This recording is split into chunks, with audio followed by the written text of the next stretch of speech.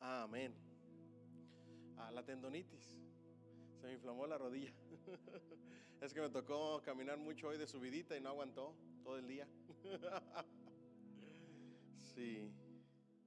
All right. Ya se envejeció esta rodilla así de 90 años, 95. Bienvenidos todos. Démosle más fuerte ese aplauso a ese Rey de Gloria, por favor. Abran sus Biblias si son tan amables en el Evangelio de Juan, capítulo 13, versículo 23. Juan, capítulo 13, versículo 23. Cuando lo tengan, se ponen de pie por reverencia a la palabra de Dios y lo leemos todos juntos. Amén.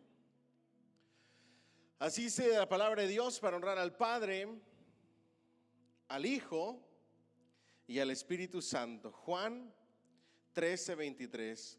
Y uno de sus discípulos, al cual Jesús ¿qué?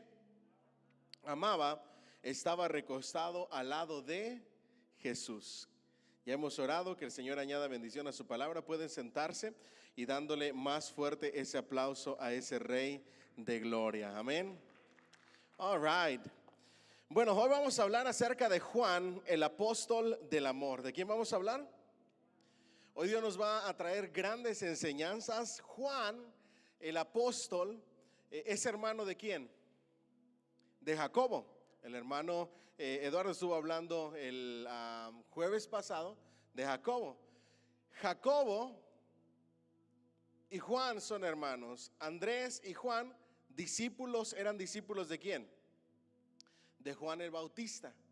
Ambos, los dos, tanto Juan como Andrés, en cuanto escucharon que Juan el Bautista dijo: este es el Cordero de Dios que quita el pecado del mundo, detrás de mí viene uno del cual no soy digno de desatar sus sandalias, y ven y se dan cuenta que Jesús es el Mesías prometido, abandonan todo lo que es el seguir a Juan el Bautista para seguir ¿a quién? A Jesús. Ahora, el escritor de este libro, el pastor John MacArthur, selecciona este pasaje para iniciar con este discípulo de una manera muy específica y muy importante. Y se enfoca en la imagen falsa del pintor en la Santa Cena. Ponen a un Juan muy delicado, muy tranquilo, hasta cierto punto como criado por una mamá en el hogar donde es frágil, ¿verdad que sí? Recostado en los hombros de Jesús. Pero en realidad esa imagen no refleja la personalidad del apóstol Juan de ninguna manera, en lo absoluto. ¿Por qué? Porque Juan era un hombre rudo. ¿Qué era? Diga conmigo, rudo. Diga conmigo, áspero, fuerte, directo. No se andaba con rodeos. Él es considerado el apóstol de los absolutos. Para él no hay intermedio entre blanco y negro. O es blanco o es negro. Y hay absolutos. Y vemos a él por su profesión también, que era pescador. No, si me ayudan con las luces, guys, por favor, para el video. Por su profesión no podía ser de otra manera porque era pescador. Físicamente era fuerte, tenía condición, era una persona que físicamente estaba muy sana. Era rudo, era de carácter fuerte, hasta cierto punto celoso de la verdad, ambicioso, ¿verdad que sí? Igual que su hermano. Y nosotros vemos en Jacobo y en Juan: de tal palo, tal astilla. Ahora, yo creo que todas esas características las sacaron ¿de quién creen ustedes? ¿De papá o de mamá? De mamá. Porque mamá, mientras estaba todo el revolú de quién iba a ser el primero, ella misma le pide a Jesús que sean sus hijos quien se siente, uno a la derecha y otro a la izquierda. Hoy vamos a entender la razón de por qué piden esto y por qué se sentían con ese derecho de exigir estas cosas, ¿ok? Entonces, el apóstol Juan nos es familiar debido a que escribió una buena parte del Nuevo Testamento. Fue el autor humano del Evangelio y de 3 epístolas que llevan su nombre. ¿Cuál evangelio? Diga conmigo, el Evangelio de Juan. Ahora, nosotros conocemos 4 evangelios. Todos los que dicen que hay extras, Discovery Channel, History Channel, todos los críticos de teología conservadora, no tienen fundamento ni en cuanto a historicidad, ni arqueológico, ni en cuanto a fechas, ni en nada, ¿ok? Por eso no se incluyeron. Son simplemente fantasías o copias baratas de lo que son los verdaderos evangelios, que datan máximo del año 100 después de Cristo, ¿verdad? Del 40 en adelante tenemos todos los evangelios sinópticos. Evangelios sinópticos, ustedes saben que son, a ver, ayúdenme, similares. ¿Cuáles son? Mateo, Marcos y Lucas. Ustedes van a participar de manera al azar en el 31 en las preguntas bíblicas, ¿eh? No se crean. Evangelios sinópticos, que significa similares, ¿verdad que sí? O que son muy de acuerdo a las mismas, casi las mismas historias narradas de manera diferente o con detalles diferentes en cada uno. Pero Juan es totalmente diferente. Juan no es considerado un evangelio sinóptico, sino más bien es considerado el evangelio teológico. Diga conmigo, evangelio teológico. En ningún otro evangelio se habla tanto de teología y se trata de demostrar en el tratado de que Jesús es Dios hecho hombre, porque en el principio era el verbo y el verbo era con Dios y el verbo era Dios. Así arranca su evangelio de un solo. Entonces Juan es el evangelio teológico, pero escribe también otras cartas o, como nosotros las conocemos, epístolas. ¿Cuáles son? Primera carta de Juan, segunda epístola de Juan y tercera, ¿verdad que sí? Y luego escribió un libro más para hacer 5 libros sus escritos. ¿Cuál fue? Apocalipsis en la isla de Patmos, ¿ok? Entonces escribió y fue inspirado por el Espíritu Santo para escribir buena parte del Nuevo Testamento, ¿ok? Así como el libro del Apocalipsis. Aparte de Lucas y el apóstol Pablo, Juan escribió más del Nuevo Testamento que cualquier otro autor humano. La escritura está, por lo tanto, llena de detalles sobre su personalidad y su carácter. De hecho, mucho de lo que vemos acerca de Juan lo extraemos de sus propios ¿qué? Escritos. Juan, esto no lo menciona el autor, pero si tú estudias más a profundidad al apóstol Juan, hasta causa un poco de gracia. ¿Okay? ¿Por qué? Porque dice, hablando acerca de sí mismo, cuando se refiere a él, dice, y Juan, el discípulo a quien Jesús amaba. ¿Okay? Él solito se echa flores. En la resurrección dice que iba Pedro y Juan corriendo para ver si había resucitado Jesús, pero que llegó primero y le ganó a Pedro, Juan, el discípulo a quien Jesús amaba. ¿Verdad que sí? Y de ahí han salido muchas cosas de comedia, ¿verdad que sí? Pero él habla de sí mismo como uno de los íntimos de Jesús. ¿Vamos bien hasta ahí? All right. De hecho, Juan era tan íntimo de Jesús que fue el único apóstol que estuvo con Jesús mientras estaba siendo crucificado de cerca. Es más, estaba tan cerca que Jesús pudo mirarlo y encomendarle a su mamá, María. Desde ese momento, él adoptó a María como madre y la llevó a su casa para que tuviera un hogar donde estar y alguien quien la cuidara. Y la historia cuenta de que él nunca se fue de esa ciudad hasta que no haya muerto María para poder él hacer todo lo otro que nosotros vemos que hizo en cuanto al liderazgo en la iglesia. ¿Vamos bien hasta ahí? Entonces, observamos en sus epístolas cómo se relaciona con la iglesia, y en este libro, Apocalipsis, incluso vemos el futuro a través de las visiones que le dio ¿quién? Dios. Arrancando octubre y noviembre, ya es como tradición que la mayoría de iglesias comenzamos a hablar de tiempos futuros. ¿Por qué esos meses? No sé. ¿Okay? Y empiezan a venir escatólogos a la ciudad y conferencistas. Incluso yo voy a predicar en noviembre sobre tiempos futuros, el tiempo final, la iglesia, etcétera. El problema es que las cosas futuras fueron reveladas por Dios al apóstol Juan y otras cuantas al apóstol Pablo para escribir, ¿verdad que sí? El problema de hoy en día es que queremos basarnos más en las noticias y en lo que está sucediendo en la vida cotidiana que en la Biblia. Y ahí tenemos un terrible problema, porque comenzamos a hacer especulaciones de los acontecimientos finales. Y se los voy a seguir repitiendo toda mi vida. Yo me recuerdo que yo he crecido escuchando que Cristo viene pronto, y yo creo que Cristo viene pronto. En lo que no estoy de acuerdo es en esos conferencistas llamados escatólogos, que en lugar de centrarse en enseñar la verdad bíblica y lo que enseña la palabra sobre las cosas futuras, empiezan a simplemente hacer hipótesis de lo que pudiera ser. ¿Qué cosa? Y ahí entramos en problemas. Yo crecí creyendo de chiquito que el código de barras, cuando se le empezaron a poner los productos, era la marca de la bestia. Ya viene el Señor, esa es la marca de la bestia.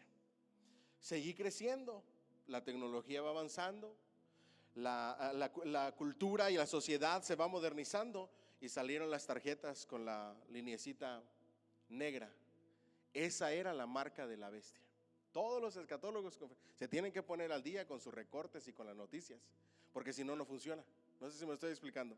En lugar de centrarse en Daniel, Apocalipsis, las naciones, de dónde van a venir de acuerdo a la Biblia, etcétera, comienzan a hacer especulaciones. Luego salió ese chip en la tarjeta que nada más le hace stop, y ya era la marca de la bestia también. Y mientras más vemos más cosas, siguen haciendo especulaciones, y algunos se atreven a decir, si Cristo no ha venido para el 2030 o el 2035, quiere decir que ya se está tardando. Y empiezan a poner fechas. Y yo no entiendo cómo es que un llamado escatólogo o un conferencista se atreve a poner fechas que ni el mismo Cristo se atrevió a poner. Sus discípulos le dijeron, ¿cuándo serán estas cosas? Él dijo, no les toca a ustedes ni a mí decir la fecha y la hora. El día y la hora nadie la sabe, sino solamente ¿quién? El Padre que está en los cielos. No podemos especular con fechas, no podemos decir, podemos ver las señales antes del fin, pero esto es algo que ustedes tienen que entender, hablando de Juan, que escribió el Apocalipsis. La Escritura dice que los tiempos finales serán como dolores de parto. ¿Cómo son las contracciones y los dolores de parto en una mujer? Van de poco a poco, poco a poco. Se van acelerando y se van dando más fuerte. Todas las señales que nosotros estamos viendo de Mateo 24 son como dolores de parto, que van a ir más fuertes, más intensas y más catástrofes, una seguida de la otra. ¿Sí me estoy explicando? Lo que estamos viendo son señales que se están intensificando, y por eso creemos que Cristo viene pronto. No podemos especular ni en día, ni en hora, ni en naciones, ni en si Elon Musk es el anticristo o no, o quién será. No podemos hacer esa clase de especulaciones. Lo único que debemos decir es, ese es el carácter del anticristo, esta es la personalidad del anticristo que la Biblia enseña. Así vendrá el anticristo, de esta manera engañará. Esto es lo que hará después de 3 años y medio. ¿Cómo cambiar? Esto es lo que la Biblia dice. ¿Quién es? No importa. Lo que importa es que va a llegar. ¿Sí me estoy explicando?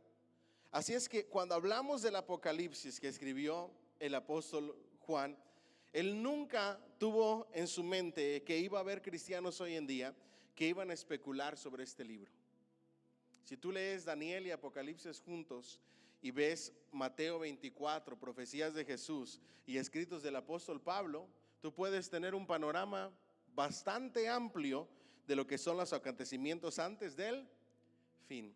¿Qué es lo que debería de preocuparnos a nosotros, la iglesia, en lugar de estar especulando? Diga conmigo, estar preparados. Velad y orad. Sean como las 5 vírgenes que estaban preparadas. Que nosotros aplicamos y tomamos como ilustración ese pasaje para el arrebatamiento de la iglesia. Aunque sabemos que la interpretación se refiere a Israel, ¿verdad que sí? Que una parte estuvo preparada para recibir al Mesías y otra parte simplemente no tuvo el aceite para reconocerlo y para aceptarlo. ¿Vamos bien hasta aquí? Tanto la escritura como la historia dicen que Juan desempeñó un papel importante en la iglesia primitiva. Por supuesto, era uno de los integrantes del círculo íntimo del Señor, pero él no fue la personalidad dominante de ese grupo. ¿Quién fue? Pedro, ¿verdad? Era el hermano menor de Jacobo, y aunque en los primeros 12 capítulos de Hechos aparece como un compañero frecuente de Pedro, este mantiene la primacía, mientras que Juan ocupa un segundo plano.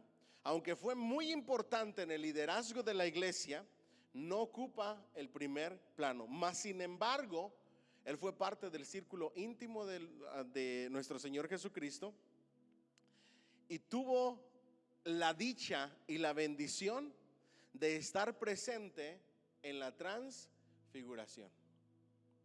Eso, mis queridos hermanos, el ver a Elías y a Moisés, los dos grandes o dos de los más grandes de los judíos reunidos conversando con Jesús, era lo que les hacía sentir ese sentido equivocado de ser los primeros y ser más que los otros discípulos. Y me gusta mucho cómo el escritor dice, seguramente ellos, en mi país decimos, se les cosían las habas, no se aguantaban por irles a decir a los demás discípulos, no saben lo que nosotros vimos allá cuando estábamos con Jesús. Se le apareció Elías y Moisés y estuvieron conversando y escuchamos una voz del cielo que dijo, este es mi amado, mi hijo amado en quien tengo complacencia, a él oíd. Pero ¿qué hizo Jesús después de esa revelación? Les mandó que callasen y que no dijeran nada. ¿Vamos bien hasta ahí? All right. Entonces Juan también tuvo su turno en el liderazgo. Finalmente, debido a que sobrevivió a los otros, cumplió un papel único y patriarcal en la iglesia primitiva, papel que duró hasta cerca del fin del siglo I y alcanzó muy adentro de Asia Menor. Su influencia personal fue, por lo tanto, estampada en forma indeleble en la iglesia primitiva, bien dentro de la era post-apostólica. Él fue el que sobrevivió más años, aunque desterrado en la isla de Patmos, casi hasta el 100 después de Cristo, porque recuerden que el Apocalipsis se escribe en el 90 y pico, 95, 94 al 96 aproximadamente después de Cristo. Y eso quiere decir que parte de los padres de la iglesia pueden dar testimonio acerca de Juan. Él se transformó en 3 años en un hijo de Dios, en un discípulo, en un apóstol totalmente diferente al apóstol de la juventud cuando empezó a seguir a Jesús. Casi cada cosa que observamos sobre la personalidad, carácter de Jacobo, la observamos también en Juan, el integrante joven del dúo, los hermanos Boanerges. Los dos tenían temperamentos similares y, como lo señalamos en el capítulo anterior, son inseparables en el relato de los evangelios. Juan estaba con Jacobo listo para pedir fuego del cielo contra los samaritanos. Querían exterminar y acabar con los samaritanos. Juan el apóstol es el que le prohíbe a otro discípulo que ande echando fuera demonios en el nombre de Jesús, porque no seguían a Jesús como ellos lo seguían. Para él no dejaba pasar absolutamente nada. ¿Cuántos de aquí han leído primera, segunda y tercera de Juan? Él es tajante. El que no ama no ha conocido a Dios, porque Dios es amor. El que practique el pecado es hijo de ¿quién? Del diablo, porque el diablo peca desde el principio. ¿Vamos bien hasta ahí? Ahora, vemos en este apóstol 2 cosas. Número 1, digan bien fuerte, su amor a la verdad. Para él la verdad es lo máximo. Ahora, es interesante el pensamiento del escritor cuando habla acerca de la razón de por qué Juan está recostado en el hombro de Jesús. ¿Ustedes creen que era por cariño o porque quería estar cerca de él para escuchar toda la verdad que él hablaba? Yo me inclino por la segunda. No tanto porque fuera cariñoso o que Jesús fuera cariñoso con él. Él a propósito se sentaba al lado de Jesús para estar cerca de él y no perderse absolutamente ni una sola enseñanza, ni una sola palabra de verdad que saliera de los labios de Jesús. Ahora, la pregunta es, ¿a cuántos de los que estamos aquí nos interesa la verdad de Jesús? Porque si nos interesa la verdad de Jesús, debemos de esforzarnos cada día para conocerlo más a través de su palabra, a través de la Biblia, a través del estudio, a través de la lectura, aprovechando para escuchar audiolibros, para escuchar la Biblia, para leerla, para escudriñarla, para conocer la historia, la cultura, para conocer los lugares, para conocer qué es lo que pasaba. Cuando nosotros conocemos todo eso, demostramos nuestro amor a la verdad. Ahora, el amor a la verdad nos lleva a ir y profundizar en las doctrinas esenciales del cristianismo. Desafortunadamente hoy quizá no podemos ni debatir ni intercambiar conversaciones con alguien de otra creencia porque nuestras verdades no están bien fundamentadas y empezamos a tambalearnos.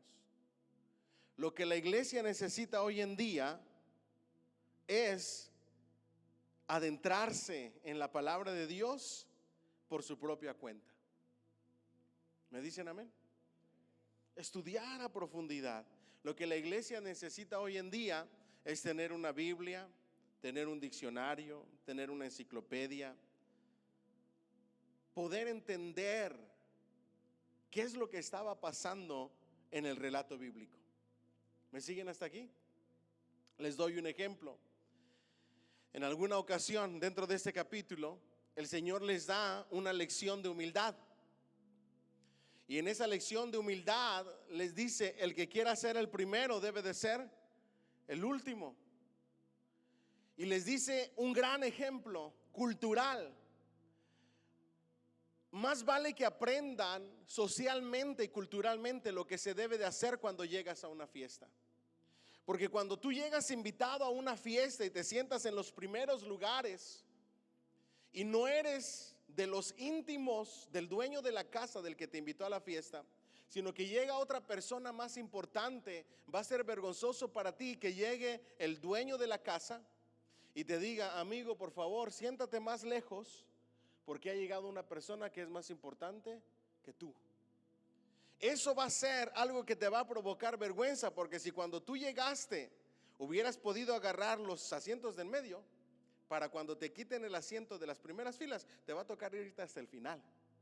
Y eso va a ser vergonzoso para ti, dice Jesús. Es mejor que te sientes allá hasta el final y que la persona que te invitó, si tú eres considerado importante, te diga, amigo, por favor, pasa aquí al frente y siéntate aquí en las primeras sillas, en la primera fila. Entonces todo el mundo te verá y te van a dar honra. Y tú dices, wow, qué lección tan bonita.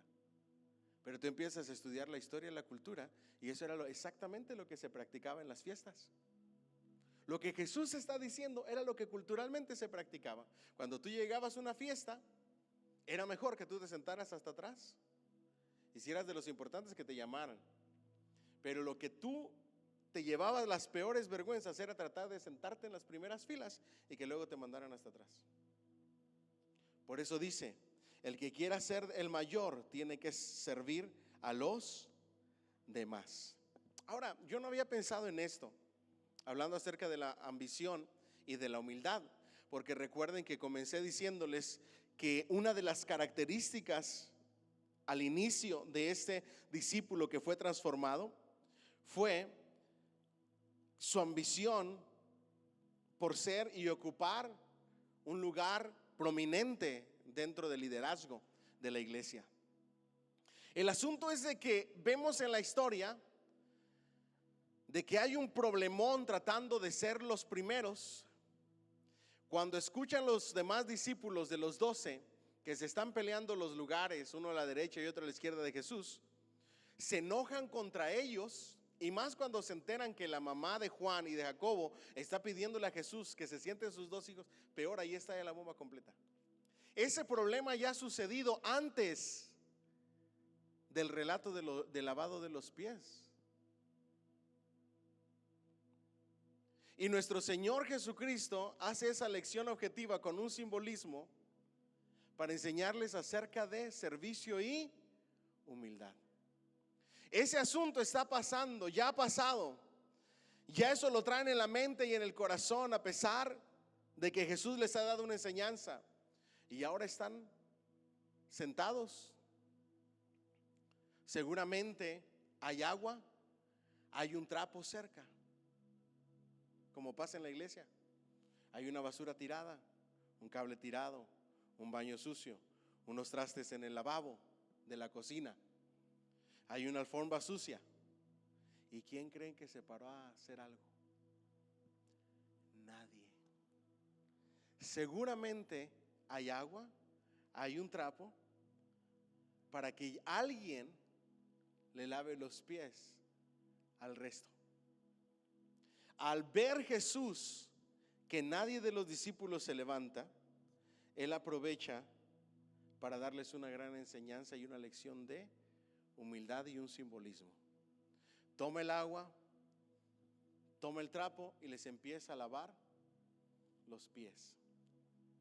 Es lo mismo que deberían de sentir los hermanos, pero aquí no se siente mucho. Los hermanos aquí, pues algunos, no todos, no voy a generalizar. Pueden ver a los pastores vueltos locos, limpiando y levantando y haciendo aquí, moviendo acá. Y ellos nada más observan, cuánto trabajan los pastores, gloria a Dios. Y ellos allá, plática y plática, sentadotes. En lugar de decir, pastor, yo le ayudo, a ver, permítame, pastor, no se preocupe, yo lo hago.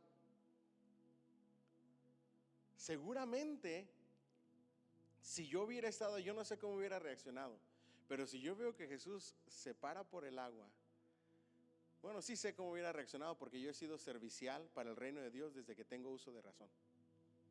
Desde chiquitito he servido a mis líderes, a mis pastores, a mi iglesia antes de que el Señor me llamara al ministerio. Siempre me encantó servir, y servir con excelencia, lo mejor de mí. Yo me hubiera levantado y le hubiera quitado, no, Señor Jesús, por favor, ¿cómo crees? No, ¿cómo crees que tú vas a hacer eso? Uno sí lo dijo, Pedro, pero seguramente ya cuando le tocaba el turno, porque al principio se quedó así. No sabemos en qué orden sucedieron los hechos. Pero él se dice, Señor, ¿cómo me vas a lavar los pies? Ahora, si alguien más hubiera dicho algo, la Biblia lo hubiera relatado. Pero si dice que solamente fue uno de 12 que puso el grito en el cielo y dijo, Señor, ¿cómo tú siendo el maestro me vas a lavar los pies a mí? Yo no soy digno, yo estoy para servirte a ti. No sé si me estoy explicando. Pero a veces nosotros tenemos la misma idea de los apóstoles. Queremos y nos acercamos a Jesús solamente para que nos sirva, pero no queremos servirle. Queremos acercarnos a Él para que nos dé, para que nos bendiga, para que nos sirva, para que nos sane, para que nos ayude, para que nos abra puertas, para que nos bendiga, para que nos prospere, pero no queremos servirle. Es decir, la actitud de los cristianos no ha cambiado mucho. Necesitamos acercarnos a Jesús para servirle, no para que Él nos sirva. Porque cuando nosotros le servimos a Él, lo demás viene por añadidura. Pero cuando solamente buscamos los panes y los peces, estamos en terribles problemas. No sé si me estoy explicando. Qué triste es hablar a Jesús o llamar a Jesús o entrar en contacto con Jesús solamente cuando le necesitamos. Y cuando todo está bien, olvidarnos de Él y de su palabra y de su voz, sin escucharlo. Yo espero que a ustedes no les pase, o espero que no nos pase. Mientras todo marcha bien, no leemos, no estudiamos, no oramos. Pero cuando se comienzan a complicar las cosas, entonces sí, vamos de rodillas, empezamos a leer la Biblia, empezamos a cantar alabanzas, empezamos a meditar el Señor. Y no debería de ser así, debería de ser en todo tiempo. El simbolismo, dáselo más fuerte al Señor. Ustedes saben que de manera equivocada, y les voy a decir la razón del por qué es manera equivocada, y miren que no estamos dándonos de que las sabemos todas, no, simplemente que nos gusta estudiar. ¿Vamos bien? Hay iglesias que de manera equivocada practican el lavamiento de los pies como un sacramento, y lo hacen como si fuera la Santa Cena o como si fuera el bautismo. En la iglesia cristiana evangélica establecida por el Señor Jesús solamente hay dos sacramentos establecidos por el Señor: la Santa Cena y el bautismo en agua. That's it. La iglesia tradicional inventó otros que no son bíblicos, por ejemplo el matrimonio, ¿verdad? Las bodas o la primera comunión. Pero hay personas que lo utilizan y lo hacen como ordenanzas de lavar los pies, y lo hacen como un ritual. Pero nuestro Señor Jesucristo lo hizo por dos razones, no para que se perpetuara en la iglesia. Esa razón no es una de ellas. Razón número uno, darles una lección objetiva de humildad.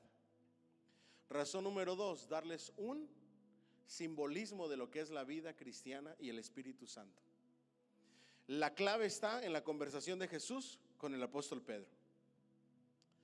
Pedro le dice: Señor, yo no voy a permitir que laves mis pies.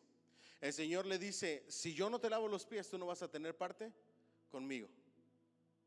El apóstol Pedro le dice: bueno, siendo así, entonces no me lave nada más los pies, lávame la cabeza y todo el cuerpo. Y el Señor le dice esta verdad: ojo aquí, el que ha sido lavado ya no necesita ser lavado. El agua representa el Espíritu Santo santificador. La santificación del cristiano es un proceso de toda la vida hasta nuestro encuentro con el Señor. ¿Vamos bien hasta ahí? A eso se le conoce en teología como el proceso de santificación del Espíritu Santo. Los pies simbolizan y representan el caminar en la vida cristiana, y el polvo representa el pecado. El agua purificadora del Espíritu Santo es quien nos limpia del polvo del pecado en esta vida. ¿Me siguen hasta aquí? Santificación. Pero el que ya ha sido lavado, ya ha sido salvado, ya ha sido comprado, lavado con la sangre del Cordero, perdonado, ya no necesita ser completamente lavado. Solamente el Espíritu Santo tiene que hacer su obra de santificación. Ese es el simbolismo en ese relato. Por esa razón no es correcto practicar el lavamiento o el lavado de los pies, porque quien lava los pies, y la lección ahí es el Espíritu Santo. Si lo tomas como solo una lección de humildad, pues estás perdiendo el significado mayor de ese relato bíblico. ¿Vamos bien hasta ahí? Bueno, vamos adelante. Por lo tanto, es aún más notable que Juan a menudo se le llamara el apóstol del amor. Sin duda, él escribió más que cualquier otro en el Nuevo Testamento sobre la importancia de ¿qué? Del amor, poniendo especial énfasis en el amor cristiano. ¿Para quién? Para Cristo. Entonces el apóstol Juan escribe mucho acerca del amor de los cristianos. ¿Para con quién? Para con Cristo. Aquí viene un problema que yo veo. Ustedes saben que nuestra teología, nuestra enseñanza tiene una inclinación reformada, ¿verdad que sí? Y nos encanta estudiar la palabra, nos encanta conocer e interpretar la escritura. Pero cuando yo comparto con otras personas que también, al igual que nosotros, les encanta estudiar la Biblia y profundizar en ella, yo veo un patrón que no me gusta y que hay que tener mucho cuidado, porque la palabra de Dios dice que la mucha letra envanece. ¿Me siguen hasta aquí? No es que sea malo estudiar. Cuando dice la letra mata, es que la letra envanece y enorgullece. Y ese orgullo de creer que sabes muchísimo te lleva a enorgullecerte con tu Creador, manteniéndote indiferente, sin expresar tu amor y sin expresar algo que se llama devoción. Diga conmigo, devoción. Yo necesito que ustedes hagan una tarea. ¿Me ayudan con una tarea? Por favor, investiguen en un diccionario qué significa la palabra devoción. Porque devoción, amor, pasión y fervor, entrega, es lo que necesita la iglesia del día de hoy para con Cristo. Por eso es que yo no puedo creer cómo un cristiano puede estar en una reunión adorando y exaltando al Rey de Reyes, o en su propia casa pasando un tiempo de adoración, sin expresar su amor con palabras y con su adoración y con su cuerpo, ese amor para con Cristo. ¿Me siguen hasta aquí? A veces nos mantenemos y somos tan indiferentes ante la presencia de Cristo que yo tengo muchos problemas con eso. Porque mientras más tú le conoces, más crece tu amor, tu devoción, tu entrega y tu sacrificio por Él. Al apóstol Juan, nuestro Señor Jesucristo, y a los demás apóstoles les dijo: ustedes no quieren pasar por la misma copa que yo voy a pasar. No quieren beber de la misma copa. Y ellos, queriendo tener los primeros lugares en el liderazgo, se atrevieron a decir: yo sí estoy dispuesto a beber de esa misma copa. Pero nunca se imaginaron que la copa del cual el Señor les hablaba era de la copa de los sufrimientos por la causa de Cristo. ¿Qué estás dispuesto a pasar tú y a sufrir tú por la causa de Cristo? Dígame amén o dígame ay Señor. Es impresionante que el apóstol Juan estuvo desterrado en la isla de Patmos por la causa de Cristo, durmiendo por años en una cama de piedra, siendo maltratado en trabajos forzosos. Y nosotros queremos, para servir a Cristo, viajar en, ¿cómo se llama? En la primera fila, que yo nunca he viajado ahí. A primera clase, ¿ok? Y nuestros viajes misioneros queremos hacerlo en las playas de Puerto Rico, en República Dominicana, en Francia, ¿verdad que sí? En España, ahí queremos nuestros viajes misioneros. Pero ya ir con el pastor Ulises a Senegal, dormir. ¿En qué durmieron, pastor, cuando fue? ¿En un petate? ¿En qué? En pequeñas tiendas, pero en el suelo o con colchón. En la arena, en el suelo. ¿Y los zancudos, los mosquitos, cómo estaban, pastor? Muchísimo. Lleve repelente. Nadie quiere ir a esos lugares.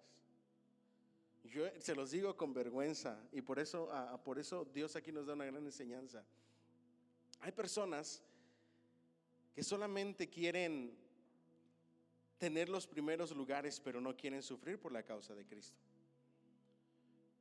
Hay personas que piden donaciones para viajes misioneros en lugares donde no necesitan misioneros. No sé si lo estoy explicando. Les voy a dejar otra tarea. Busquen cuáles son los países con mayor cantidad de iglesias cristianas evangélicas y ustedes se van a quedar sorprendidos. Uno de ellos me ha dejado sorprendido estadísticamente. Que hablando en, no sé si en pies cuadrados o en kilómetros cuadrados, hay una iglesia, y me he quedado sorprendido. Es casi como si fuera Estados Unidos, una iglesia en cada esquina. Diga conmigo: mi amor por Cristo. Él habla mucho acerca del amor para con Cristo, devoción, entrega, sacrificio, sufrir por amor a Él.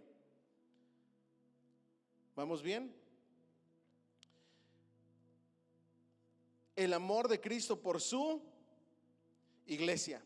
El tema número 2 de los escritos de Juan es no solamente cómo debemos de expresar nuestro amor hacia Cristo, sino también cómo Cristo expresó su amor por la iglesia. Cristo amó tanto a su iglesia que ¿qué hizo? Que dio su vida por ella, entregó su vida por ella. Y dijo: consumado es. Y sufrió lo peor de lo peor, apartándose de su Padre de manera momentánea. Así amó Cristo a la iglesia. ¿Cómo la iglesia ama a Cristo? ¿Cómo le expresas el amor a Cristo? tu entrega, tus sacrificios, tu servicio, tu obediencia, tu adoración, tu alabanza. Esa es la manera en que expresamos nuestro amor. ¿Me dicen amén? Pero no solamente habla del amor de Cristo para su iglesia, sino también del amor unos con otros. Diga conmigo, el amor entre cristianos, el amor entre creyentes, el amor mutuo que se supone que debe de ser la marca distintiva de los creyentes verdaderos. El tema del amor fluye a través de sus escritos. Si no nos amamos los unos a los otros, ¿cómo podemos decir que amamos a Dios a quien no vemos si no amamos al hermano a quien está aquí enfrente de nosotros? ¿Me siguen hasta aquí? Yo le digo a mi hermano, mira, yo tengo un dicho y eso es algo que tú debes de aprender y es bíblico. Mientras esté en ti, tienes que estar bien con todos. Saluda a todo mundo, sonríele a todo mundo, conversa con todo mundo, abraza a todo mundo, sea amable y cariñoso con todo mundo, no estés mal con nadie, no guardes rencor y lo demás se encarga el Señor. Porque qué triste es llegar a un lugar donde no puedes ver a alguien o tratando de sacarle la vuelta a alguien.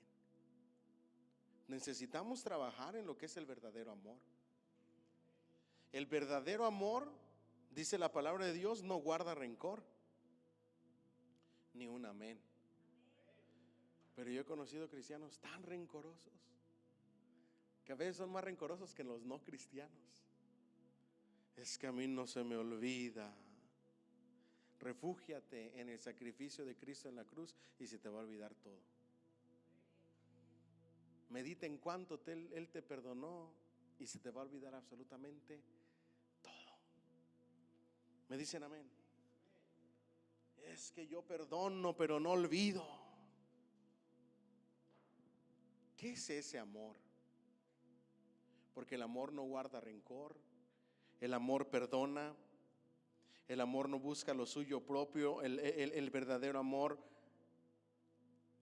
da oportunidades. El verdadero amor lleva a cabo el no se ponga el sol sobre vuestro enojo. ¿Me siguen hasta aquí? Yo sé que no es fácil, yo sé que es duro, es difícil, pero tenemos que procurarlo. No solamente por el bien nuestro, sino por el bien de los otros y por nuestro bien en nuestra relación con Dios. ¿Cierto o no es cierto?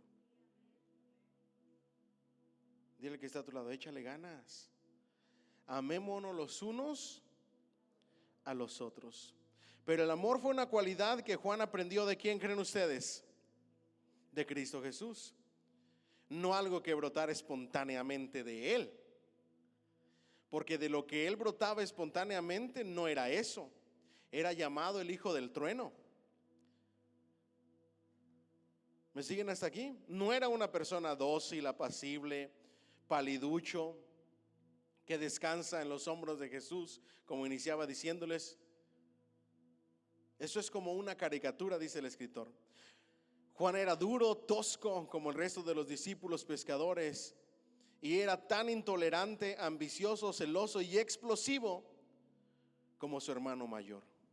Diga conmigo, era, diga bien fuerte, intolerante, ambicioso, celoso y explosivo. ¿Cuántos eran así? Yo era así. Yo creo que la mayoría de nosotros era así. A mí me marcó una frase que dice el libro: solamente le bastaron 3 años con Jesús y su vida fue transformada. De hecho, si yo hubiera predicado sobre Juan en lugar de dar una clase de seminario, yo le hubiera puesto de título 3 años con Jesús. En 3 años con Jesús su vida fue totalmente transformada. De ambicioso a simplemente bastarle la gracia de Dios y con contentamiento. De intolerante a ser una persona llena de amor. De celoso y explosivo a una persona llena de amor, apacible, amable.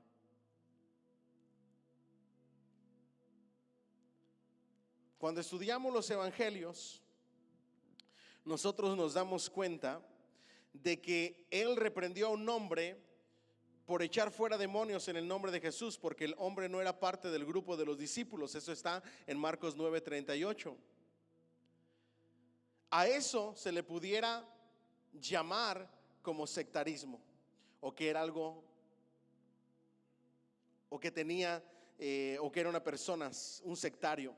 Así es claro en los evangelios que Juan era capaz de comportarse como el más sectario, intolerante, digan conmigo, intolerante, poco afable, imprudente e impetuoso de los hombres.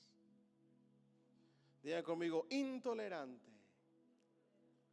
¿Han visto esos cristianos que se pelean por su fe y que se agarran a golpes, supuestamente defendiendo la fe en Cristo? Eso no es de Cristo. Eso no es de Dios. O que empiezan a maldecir a medio mundo y a enviar a medio mundo al infierno. Les hago una pregunta: ¿será que es trabajo de nosotros mandar a las personas al infierno? ¿Cuál es el trabajo de la iglesia?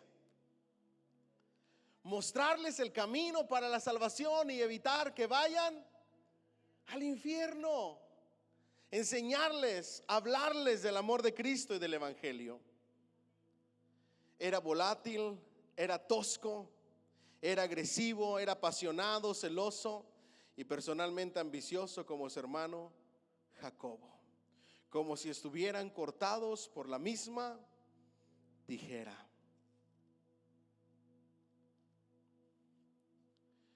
No era en sus principios la imagen del anciano que a veces nosotros nos imaginamos en el Apocalipsis, y de corazón tierno como el anciano e importante dirigente de la iglesia cerca del final del siglo I. Fue amado y respetado universalmente por su devoción a Cristo y su gran amor por los santos en todo lugar.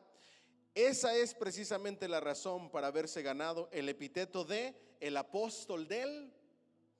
Lo que nosotros vemos en sus inicios es una persona totalmente cambiada y transformada a tal grado de ser llamada el apóstol del amor. Solamente basta entrar en contacto con Jesús para ser cambiado y transformado.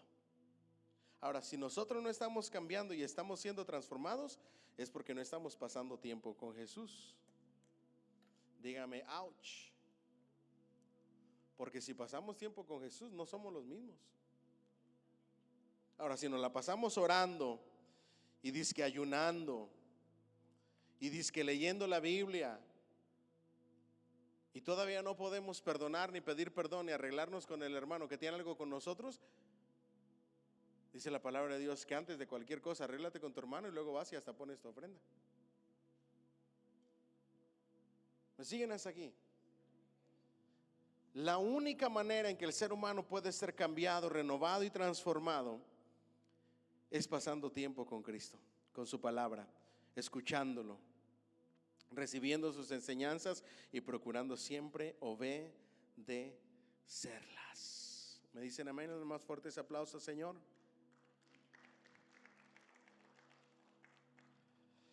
Entonces, dice la palabra, o dice el apóstol en primera de Juan, nos dice que andemos en la luz o habitamos en la oscuridad. No hay intermedio.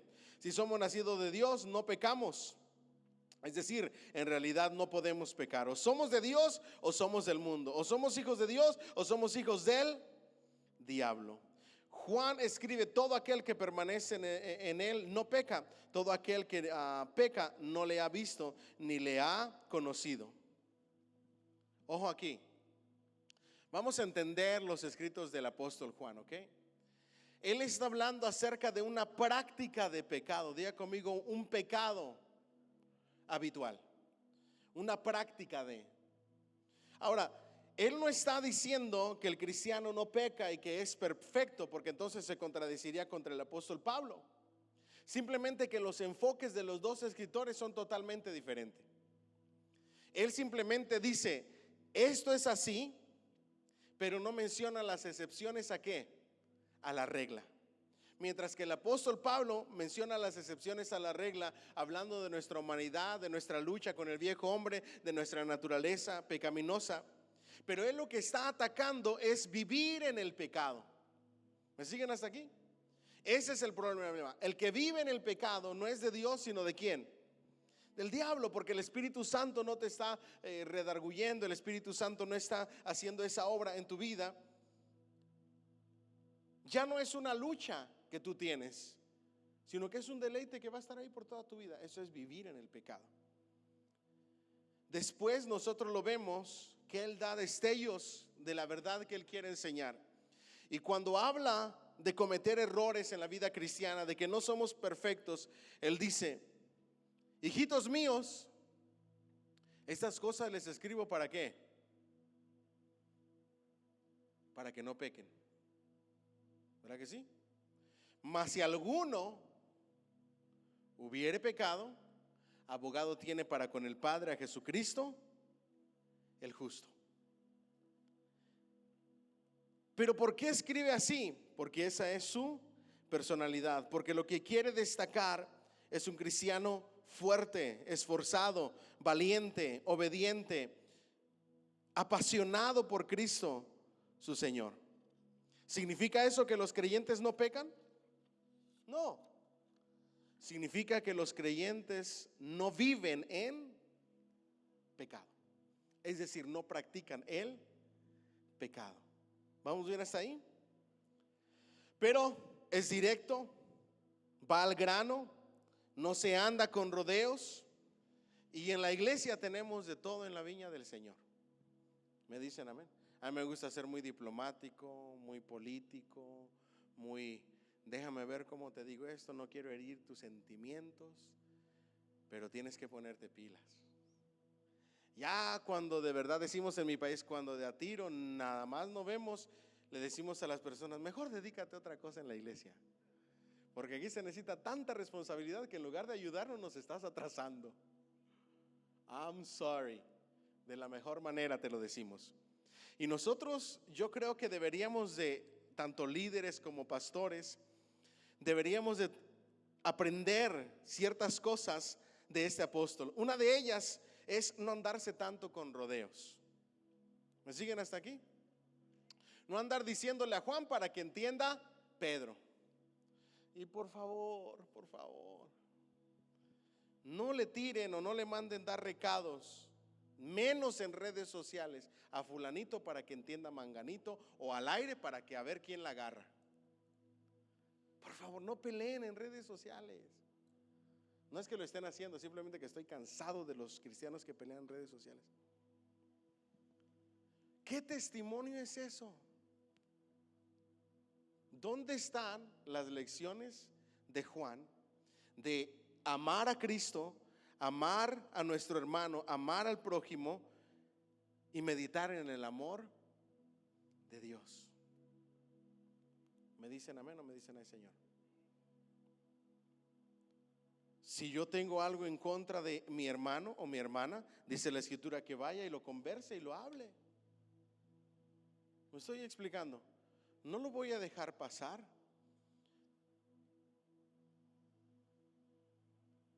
¿Saben qué significa dejar pasar y no conversar como gente cristiana, llena de amor, llena del Espíritu Santo?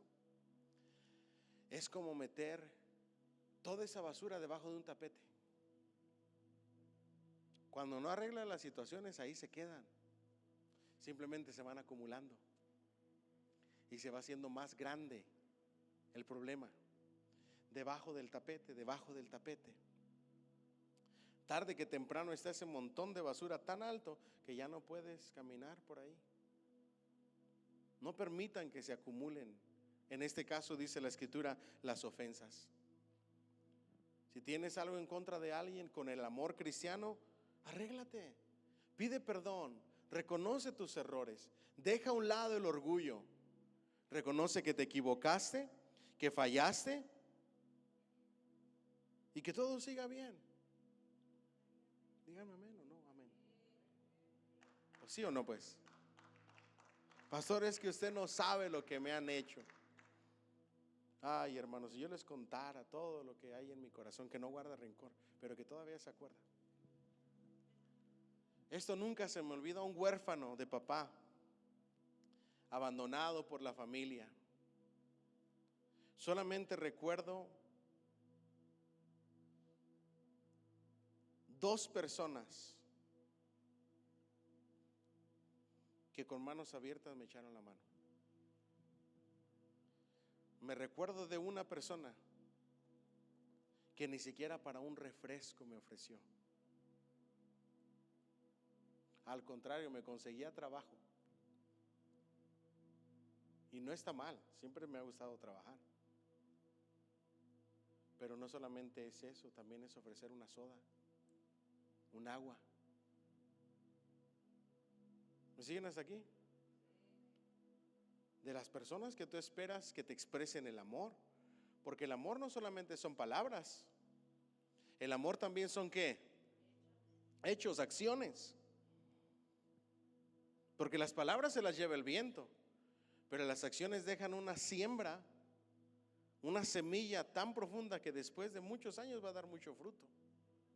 Por eso es que debemos de amarnos de hechos, de verdad, de corazón, no solamente de palabras.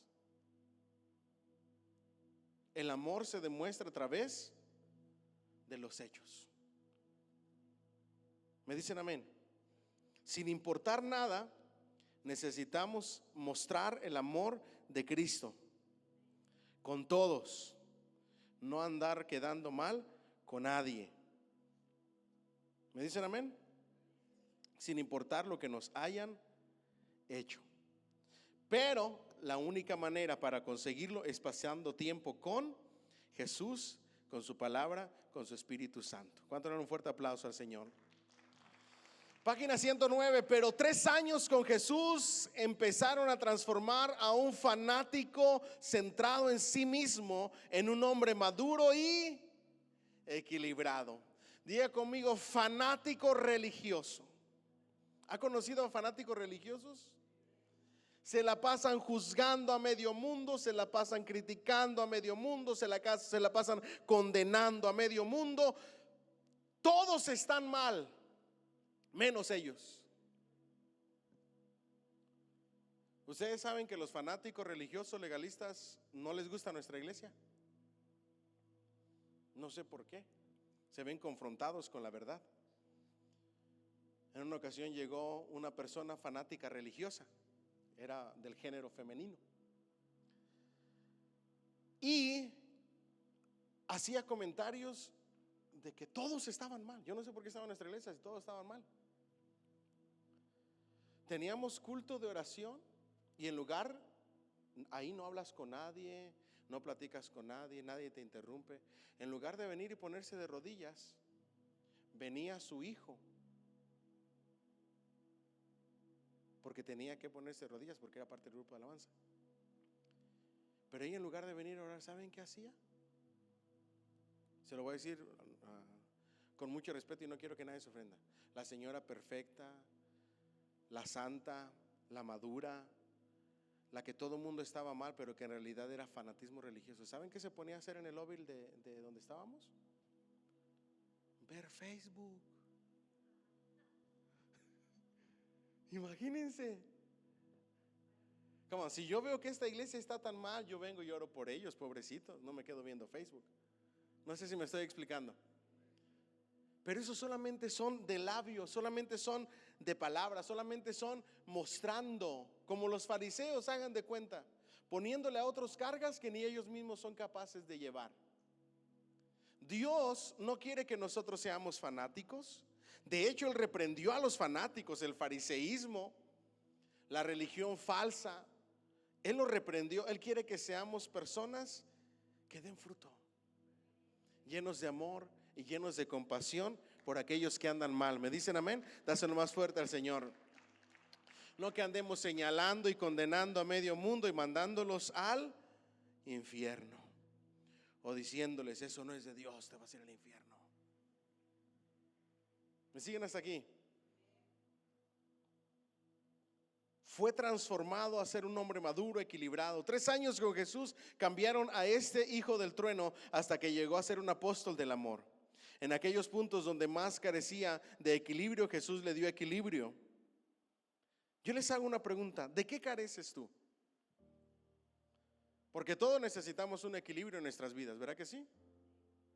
¿Qué son aquellas cosas donde tú dices, ay, la regué, metí la pata, me equivoqué aquí, volví a fallar aquí? ¿Qué es eso con lo que tú luchas cada día? Hoy la palabra de Dios nos enseña que tú solo nunca vas a poder cambiarlo. Necesitas que Jesús te ayude, que Jesús te dé equilibrio, que el Espíritu Santo te toque, te cambie y te transforme. No va a ser de la noche a la mañana. Va a ser un proceso de cambio, pero de que llega la transformación, llega. Solamente tienes que pedirlo y clamarlo todos los días: Señor, cámbiame, transfórmame. ¿Me dicen amén? Porque si no, luego tienes que disculparte hasta con los hijos.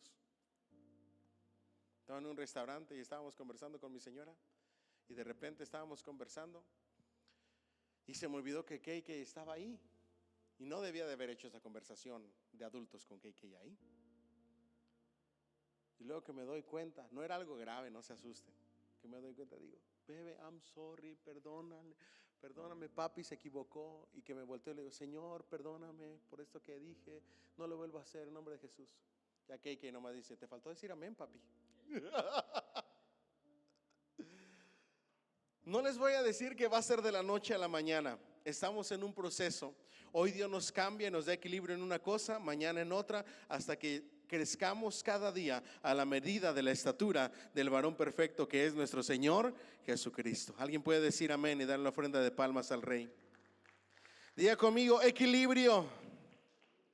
Jesús le dio el equilibrio y el proceso, y en el proceso Juan se transformó de un fanático impetuoso a un piadoso, tierno anciano dirigente de la iglesia primitiva. Necesitamos ser personas piadosas, compasivas. ¿Me dicen amén? Aprendió el equilibrio entre el amor y la verdad. Cuando nosotros hablamos acerca del apóstol Juan, una de las características que él muestra mucho es la verdad, la verdad, la verdad, la verdad. Defiendan la verdad. Si alguien viene con mentiras, con falsa doctrina, si es un falso maestro, ni siquiera conversen con él, ni siquiera le permitan entrar a su casa. Es más, ni siquiera le den una palabra de bendición. Él es tajante en contra de la falsa doctrina. Hoy en día nosotros nos critican por hablar la verdad, señalándonos de que le tiramos tierra a otras religiones. No, simplemente queremos destacar los errores de los falsos maestros y de las falsas enseñanzas con la palabra de Dios para predicar y proclamar ¿qué? La verdad. La iglesia debe de ser defensora de la verdad, pero hablar y enseñar la palabra de la verdad con amor y con compasión. Esa es la clave. El amor y la compasión van de la mano con la verdad. Ahora, yo les hago una pregunta. ¿Qué creen ustedes que sea mejor para la gente? Y siempre lo he hecho como a manera de ilustración en la verdad. La verdad es como una piedra, pero no cualquier piedra, un diamante enorme, precioso. Pero si tú se lo tiras a la gente a rajatablas, lo vas a herir, lo vas a lastimar. Pero si lo envuelves en un regalito y con palabras llenas de amor, de compasión, como nuestro Señor Jesucristo nos enseña, se lo das a la gente, ¿qué va a provocar en ella? Ahora, no me salgan con el dicho de que, ay, es que la verdad no peca, pero incomoda. Es dependiendo cómo la digas, ¿verdad que sí? Dependiendo cómo la entregues. Si la entregas a gritos, a hiriendo a las personas, lastimándolas, mandándolas al infierno, juzgándolas, criticándolas, pues obvio que no, esa verdad no va a penetrar, aunque sea verdad. Pero si tú llegas con amor, con compasión, con carácter de Cristo, lleno de compasión por los perdidos, esa verdad puede provocar mucho. ¿Me dicen amén? Nosotros debemos de ser como Cristo en cuestión a la verdad. La verdad no se compra ni se vende. La verdad no se negocia. La verdad y la sana doctrina es verdad y sana doctrina y punto. Pero esa verdad y esa sana doctrina de la palabra de Dios nos debe de llevar a amar a las personas, a convivir con pecadores, a sentarnos con pecadores, con no creyentes, como lo hizo Jesús. ¿Pero para qué? No para hacer lo que ellos hacían, sino para dar ¿qué? Ejemplo y predicar la verdad. Cuando nosotros rechazamos diciendo que por la verdad, no estamos mostrando el amor. Debe de haber un equilibrio entre el amor y la verdad. ¿Me dicen amén? Juan siempre estuvo dedicado a la verdad y por supuesto no hay nada de malo en eso, pero no es suficiente. El celo por la verdad debe de estar equilibrado por el amor por las personas. La verdad sin amor carece de bondad. A eso se le llama brutalidad, página 115. Por otro lado, el amor sin la verdad no tiene carácter, no es más que hipocresía. Una cosa sin la otra no es correcta. Ahora, podemos decir, soy amor, puro amor, solo amor, pero si no hay verdad, no sirve de nada. No sé si me estoy explicando. Debemos de ser una iglesia de amor, pero también una iglesia de ¿qué? Que predica la verdad. Ahora, ¿cuántas verdades hay, mis queridos hermanos y hermanas? ¿Ah? Una verdad. ¿Quién es la verdad? Cristo Jesús. Yo soy el camino, la verdad y la vida, dijo Cristo, y nadie viene al Padre sino por mí. En cada caso la verdad se pierde y todos quedan en su error, envueltos en su sentimiento, en su sentimentalismo frívolo y tolerante, lo que no es otra cosa que un pobre sustituto del amor. Diga conmigo, sentimentalismo, emocionalismo sin verdad no sirve de mucho. ¿Me siguen hasta aquí? Solamente los sentimientos, no importa lo que creas, solo sé sincero, todos los caminos llevan a Roma. Bueno, eso literalmente sí era cierto, ¿verdad? Pero en cuanto a la palabra, no. Solamente hay un camino, una verdad y una vida. Hablan mucho del amor y la tolerancia, pero carecen totalmente de cualquier preocupación por la verdad. Por lo tanto, aún el amor de que hablan es su amor manchado, contaminado. El verdadero amor no se goza de la injusticia, mas se goza ¿de qué? De la verdad. Ahora, ¿cómo conocemos la verdad? Escudriñándola, diga conmigo, escudriñándola. Por el otro lado, hay muchos que tienen la teología correcta, conocen la doctrina, pero carecen ¿de qué? De amor. ¿Se recuerdan que esa es una de las inclinaciones que tienes que tener mucho problema?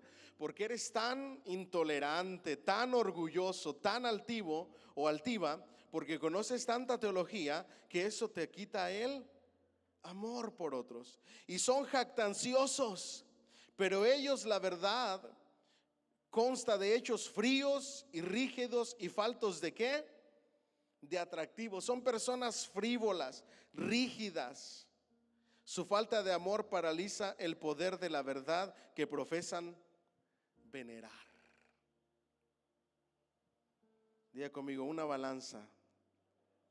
La persona verdaderamente piadosa debe de cultivar ambas virtudes en proporciones iguales, perdón. Si desea algo en su santificación, desee esto.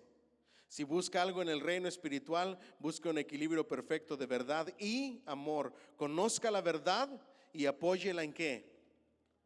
En el amor. ¿Saben quién más habla acerca de este tema? Santiago, y yo lo dice de una manera muy específica. Muéstrame tu fe, de tu verdad, de tu doctrina, ¿a través de qué? De tus buenas obras. Si verdaderamente tienes tanta doctrina y tanta teología y ves a una persona que no tiene que comer y le dices ve en paz que el Señor te provea y no le das algo para comer, ¿de qué verdad hablas? ¿Qué conocimiento tienes? No sé si me estoy explicando. Si ves a una persona que está pasando por frío y le dices ve en paz que el Señor te caliente y no le das tu abrigo, ¿De qué verdad? ¿De qué a fe estás hablando? ¿De qué doctrina? La verdad se expresa a través del amor y debe de haber un equilibrio.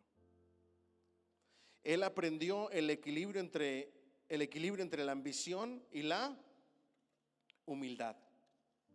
Ahora, ¿qué fue lo que desató esa ambición por ser líder? Venía desde su crianza. Luego fue parte de los discípulos del círculo íntimo de Jesús. Y la gota que derramó el vaso fue ese momento en la transfiguración. El Señor les dijo: de cierto les digo que algunos de los que están aquí no verán la muerte sin que experimenten el reino de la gloria de Dios. No se estaba refiriendo a los últimos tiempos o la venida del Mesías en su segunda venida. Se estaba refiriendo a lo que iba a suceder en la transfiguración. ¿Se imaginan ustedes ver a Moisés, el más grande profeta de los judíos, y a Elías conversando con Jesús?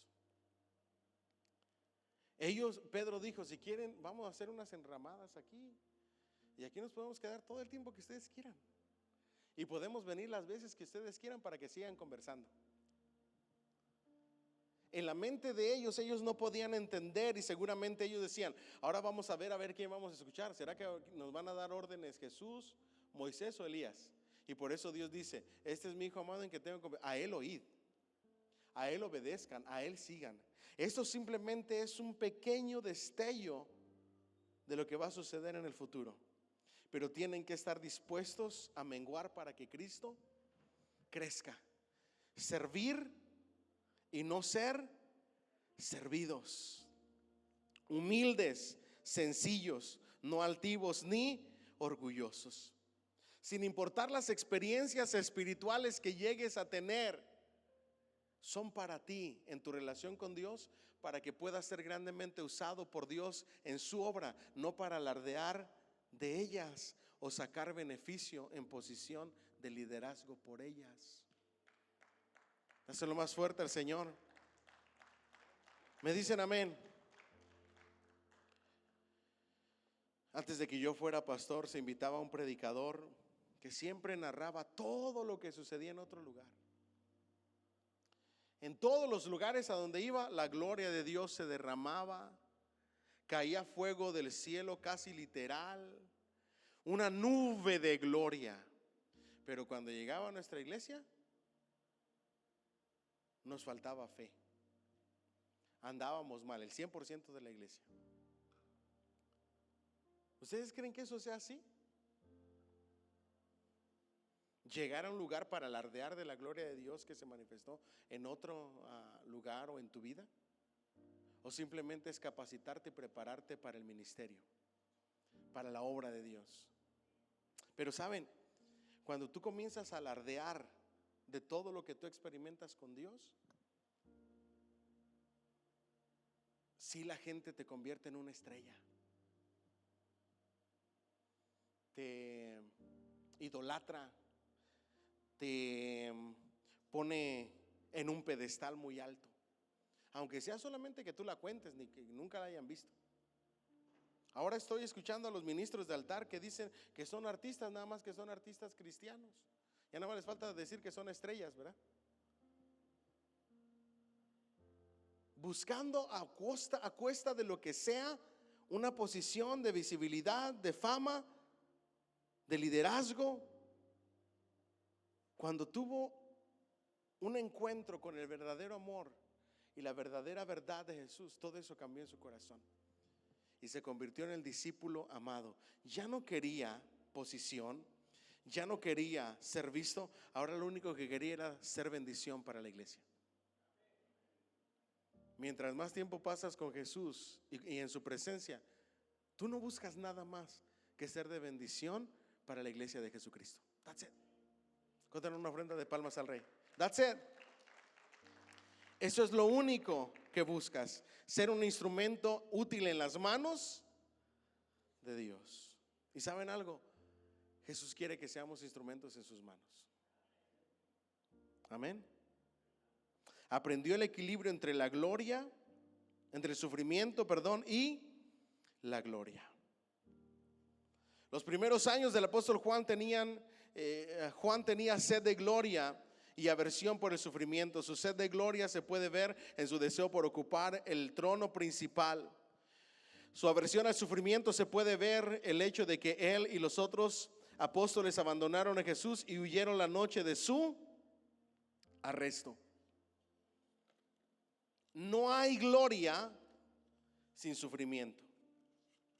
¿Me dicen amén? Por eso dice la Escritura que el que anhela obispado, buena cosa desea. El próximo domingo es domingo, Día del Pastor. Y yo casi estoy seguro que la mayoría de los pastores que estamos aquí, si no es que todos, le huimos al principio al ministerio. Nos rehusamos a. Voy a leer una reflexión sobre lo que es el llamado del pastor el domingo. Y cuando la estuve leyendo, que me encontré con ella, casi me pongo a llorar. Y digo, sí es cierto, Señor, sí es cierto. Con unas simples líneas que dice, estoy aquí y no es porque yo quisiera, sino que el Señor no me dio otra opción, porque yo no quería estar aquí. Miren, todavía lo digo y todavía se me quiebra la voz. Yo creo que eso nos pasa a todos. No porque queremos estar aquí, sino porque Dios no nos dio otra opción. ¿Me siguen hasta aquí? Yo digo, sí es cierto. Pero a veces lo único que queremos es el título, la posición. Y yo no entiendo, ¿qué posición? Solamente somos siervos de Jesucristo. Pero como Latinoamérica ha ayudado para darle ese trono a los ministros como el trono de la iglesia tradicional, pues los ministros han abusado. Ya casi que llegan y le hacen así como la iglesia tradicional. Por favor, salúdeme, hermanito. Se imagina el domingo yo llegando con todo el mundo.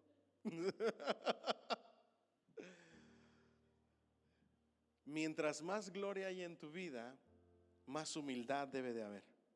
Mientras más gloria hay en tu vida, mientras más experiencia gloriosa con Cristo tú tengas, mientras más cercanía con Cristo tú tengas, más debes de estar dispuesto a sufrir por su causa. Y ahí cierro con esto. Lo último que nos enseña este apóstol, que podemos dejarlo en nuestra mente y en nuestro corazón, diga conmigo, es otra teología. Diga conmigo, la teología del amor. El amor de Dios en nuestras vidas. Y que ese amor sea tan fuerte, que lo sintamos tanto,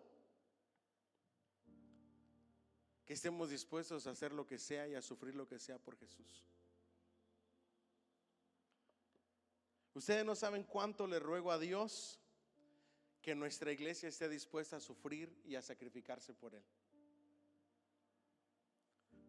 Ellos dijeron, Señor, vamos a ir contigo hasta el final. Vamos a beber de la misma copa del sufrimiento. Se llegó la hora de la hora y todos lo abandonaron, pero luego reaccionaron y se acercaron a Jesús. Una vez que Jesús murió y resucitó, sus vidas fueron cambiadas y transformadas y se enfrentaron al sufrimiento por años y años, hasta la muerte por la causa de Cristo. Si algo pudiera yo enseñarles y pudieran llevarse, es la entrega al servicio a Cristo. ¿Qué es lo que nos hace falta? Tenemos tantos compromisos hoy en día que la obra de Cristo ocupa el segundo plano y en los discípulos ocupaba el primer lugar. No había otros planes que hacer la obra de Cristo. No había otros planes que predicar el evangelio. No había otros planes que hablarle a otros de Cristo, del evangelio. No había otros planes que enseñar la palabra de Dios. No había otros planes que aprovechar oportunidades para hablar acerca de Cristo. Hace poco el escritor hablaba de D.L. Moody, cuando hablamos acerca del apóstol Andrés. Y me interesó mucho, ya había escuchado antes su biografía y me puse a estudiarla nuevamente. Y escuché varios videos sobre la vida de D.L. Moody. Hasta la fecha sigue el seminario que él fundó. Hasta la fecha sigue la iglesia. Hasta la fecha su legado sigue. Y una de las cosas que más me impresiona era que él, cuando vino a los pies de Cristo, se propuso que no pasara ni un día sin hablarle a alguien de Jesús. A pesar de lo fuerte del ministerio, se relata la historia de uno de los que servían en el ministerio con él, que escribió un libro sobre la vida de él. Y dice que había ocasiones en que estaba acostado y se acordaba y decía, a altas horas de la noche, hoy no le habla a nadie de Cristo. Literalmente se levantaba y salía a ver si encontraba a alguien, y siempre había alguien a quien le hablaba de Cristo. Cuenta en una ocasión que ya se había acostado y se acordó que no le había hablado a nadie de Cristo, de la salvación, del amor de Dios. Y estaba lloviendo y le dijo, Señor, ¿será que hoy me la pasas? Porque está lloviendo, no creo que haya nadie afuera. Y dice que no pudo y salió afuera. Se encontró una persona que tenía un paraguas y que iba caminando. Se acercó y le dijo, ¿puedo juntarme con usted para librarme el agua con el paraguas? Y de ahí aprovechó para hablarle de Cristo. Lo más chistoso de su biografía es que en una ocasión correteó a una niña para hablarle de Cristo. Y ella, niña, ven, quiero hablarte de Jesús. Y la siguió hasta su casa, la niña bien asustada. Se metió, creo que debajo de la cama, cuenta la historia. La mamá salió a recibirlo. Salieron todos los hijos juntamente con la niña. A todos les habló de Cristo. La mamá con sus hijos se convirtió a Cristo. Empezó a ir a la iglesia que pastoreaba. Y esa niña que él correteó para predicarle el evangelio terminó siendo esposa, no recuerdo si de un misionero o de un pastor. Es el fruto de hacer la obra del Señor. Tú tienes lo tuyo, yo tengo lo mío, lo que hemos decidido hacer para el Señor. La pregunta culminante es, cuando ves el amor de Cristo para su iglesia, cuando piensas en tu amor por Él, cuando piensas en tu amor por el perdido, tu compasión y el amor por tu hermano, ¿qué estás dispuesto a hacer para expresar tu amor y tu compasión? ¿Qué estás dispuesto a sacrificar? ¿Qué estás dispuesto a sufrir por la causa de Cristo? Esa es la gran pregunta. ¿Cuánto le dan un fuerte aplauso al Señor? All right, 5 minutos de preguntas y con eso terminamos. Mañana tenemos vigilia.